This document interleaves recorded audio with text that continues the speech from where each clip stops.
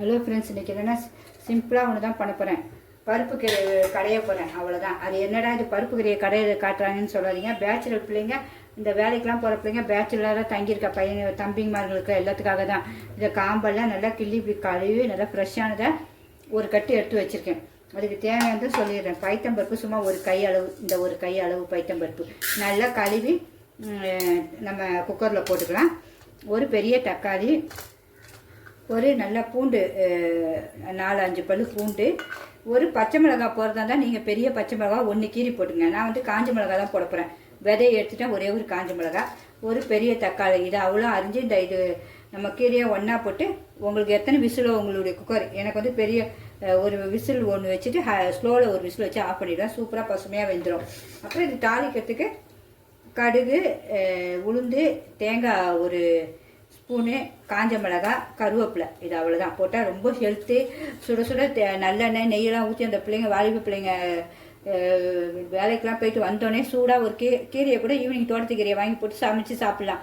அதுக்காக தான் ஹெல்த்தியாக இருக்கிறதுக்கு அந்த ஒரு காரணத்துக்காக தான் செய்கிறேன். பிடிச்சிருந்தா கண்டிப்பாக லைக் பண்ணுங்கள். இன்னும் நம்ம அப்படியே கீரையை எப்படி போடணும்னு காட்டிடுறேன் எல்லாத்தையும் ஒன்று ஒன்றா.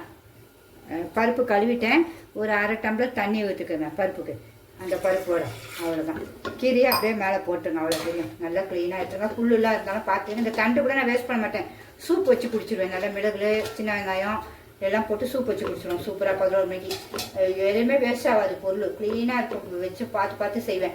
இனிமேல் இதை போட்டு இன்னும் ஒரு வெங்காயம், இந்த தக்காளி எல்லாத்தையும், அந்த பூண்டியும் இதிலே போட்டுருவோம். நான் காஞ்ச மிளகாய் தான் போட போகிறேன். பச்சை மிளகாய் போடலை. உங்களுக்காக தான் காட்டுறேன். எல்லாம் கரெக்டாக காட்டணுமேனு போட்டேன். இன்னும் தக்காளியை 4 அரிஞ்சு போட்டுருவோம். 10 நிமிஷம் முடிஞ்சிடும் பிள்ளைங்களுக்கு. அதுக்காக தான் எது ஈஸியோ எல்லாமே கொஞ்சம் நம்ம வீட்டில் இருக்க பொருள்கள் வச்சு தான் பிள்ளைங்க டக்குன்னு செஞ்சுட்டு போயிடலாம். அதுங்க ஆரோக்கியமாக சாப்பிடணும்ல. பாவம் கேன்டீன்லேயும் அதுலேயும் பிள்ளைங்க வாங்கி சாப்பிட்டா சம்பாரிச்சிட்டு அப்புறம் உடம்பு போயிடக்கூடாது பிள்ளைங்களுக்கு. வேறு ஒன்றும் இல்லை. அந்த ஒரு காரணத்துக்காக தான் என்னால் முடிஞ்சதை எனக்கு என்ன செய்யணும் சமையல் அப்படியே போட்டுறேன். சிம்பா நியூ ஜெட் சேனலுக்கு சப்ஸ்கிரிப்ஷன் பண்ணுங்கள் ஃப்ரெண்ட்ஸ்.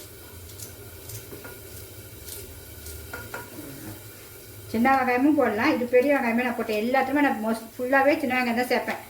மொத்தமாக வாங்கிடுவேன். வாங்கி வச்சுட்டு அது ஒரு ஒரு மாதம் 1.5 மாதம் வரும் எனக்கு சின்ன வெங்காயம். அவ்வளோத்தையும் க்ளீனாக வாங்கி வச்சு காய வச்சுருவேன் செலவில் போட்டு. அவ்வளோதான். சும்மா அப்படியே மூடி வச்சு விசில் 2 ஸ்டவ் பற்ற வச்சிடணும். குக்கர் வச்சாச்சு. இன்னும் விசில் வந்தோன்னு பார்ப்போம். விசில் வரப்போகுது, பார்ப்போம்.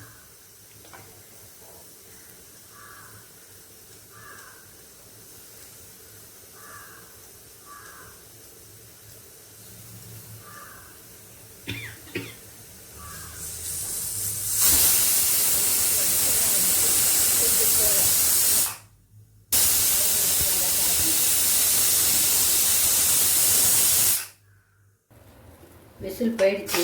நம்ம வந்து திறந்து பார்ப்போம். ஃபுல்லாக போனது தான் திறக்கணும். பார்த்தீங்களா, சூப்பராக நல்லா வெந்துருச்சு. இனிமேல் நமக்கு தேவையான உப்பு லாஸ்ட்டில் தான் போட்டு ஒரு 2 சீரகம் போட்டு கடையணும்.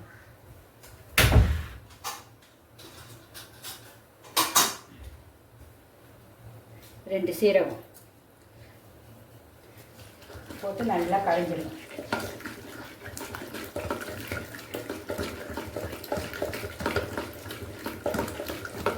கரைஞ்சிட்டு தாளிக்கணும். இப்போ தாளிப்பு பார்ப்போம். பேன் வச்சாச்சு. இன்னும் கொஞ்சம் எண்ணெய் ஊற்றிடுவோம். ரொம்ப ஊற்றக்கூடாது. நான் கொஞ்சம் தான் ஊற்ற, நீங்கள் நிறையா ஊற்றிக்கோங்க. எனக்கு எண்ணெய் கொஞ்சம் கம்மியாக சேர்ப்பேன், போதும். சட்டி காயிட்டும். கடுகு உளுந்து போட்டு பார்த்து, பின்னஸ் பிள்ளைங்க கை பற்ற போதுமா பார்த்து செய்யுங்க.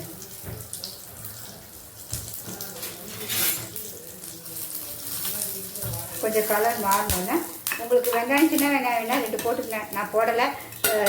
இது தேங்காய் பூவையும் கொஞ்சம் வதக்கிடுங்க. அப்போ தான் அந்த டேஸ்ட்டு சுவை இருக்கும். எண்ணெய் நீங்கள் தாராளமாக ஊற்றிக்கங்க. நான் என் சமையல் எல்லாமே கொஞ்சம் எண்ணெய் கம்மியாக தான் இருக்கும். ஆனால் கூட கொஞ்சம் நேரம் வதக்குவேன், வேறு ஒன்றும் இல்லை. கீரையும் இதிலே ஊற்றிட்டு 1 செகண்ட் அப்படியே வச்சுருவேன். சூப்பராக வச்சுக்கணும். கீரை இதை போட்டு சாப்பிடுவோம் பிள்ளைங்க. ஒரு கொதி வந்தோன்னா அவ்வளோதான். ஆஃப் பண்ணிடுவோம். ஆஃப் பண்ணிடுவோம். எவ்வளோ சூப்பராக கீரை 5 நிமிஷத்தில் ரெடி ஆகிடுச்சு. பார்த்தீங்களா, டேஸ்ட்டு பார்த்துக்கணும்.